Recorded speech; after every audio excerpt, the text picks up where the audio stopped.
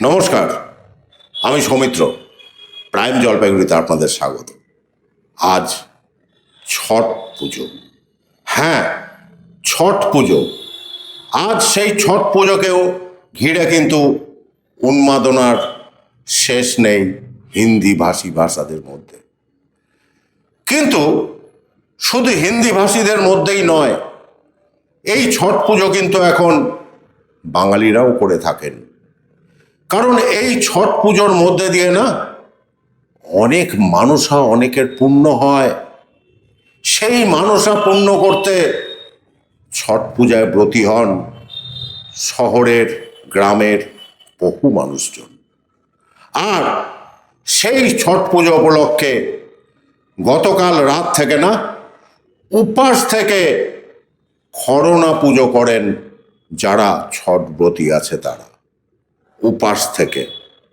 আর আজ কিন্তু দুপুরের পর ছট ব্রতীরা বাড়ি থেকে ডালা কুলো সাজিয়ে চলে যাবেন কোথায় জানেন? নদী তীরবর্তী এলাকায়। যেসব এলাকায় এই ছট পুজো অনুষ্ঠিত হয়। আর আপনারা জানেন সেই সব এলাকা কিন্তু পৌরসভার মাধ্যমে আলোয় আলোকিত করে তোলা হয়েছে, পরিষ্কার পরিচ্ছন্ন করে তোলা হয়েছে, একটা সুন্দর জায়গা তৈরি করা হয়েছে, যে জায়গায় আজ ছট ব্রতীরা পুজো করতে যাবেন। হ্যাঁ, জলে নেমেই এই পুজো। আজ দুপুরের পর থেকে কিন্তু রাস্তায় দেখবেন ঢল নেমে গেছে ছট ব্রতীদের। কেউ যাবেন মাথায় কুলো নিয়ে, কেউ যাবেন গণ্ডি কেটে।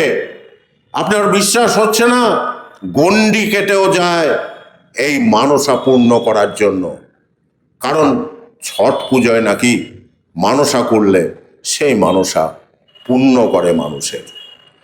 আর সে জায়গায় দাঁড়িয়ে জলপাইগুড়ির বেশ কয়েকটি ঘাট রয়েছে যেখানে কিন্তু জলপাইগুড়ি পৌরসভা আলোকমালায় সাজিয়ে তুলেছে সেই সব ঘাট। আর আজ দুপুরের পর সেই নদীতে নেবে, সেই নদীর জলে নেবে না সূর্যদেবকে পুজো দেবেন ছট ব্রতীরা। সূর্যদেবকে পুজো দেবেন।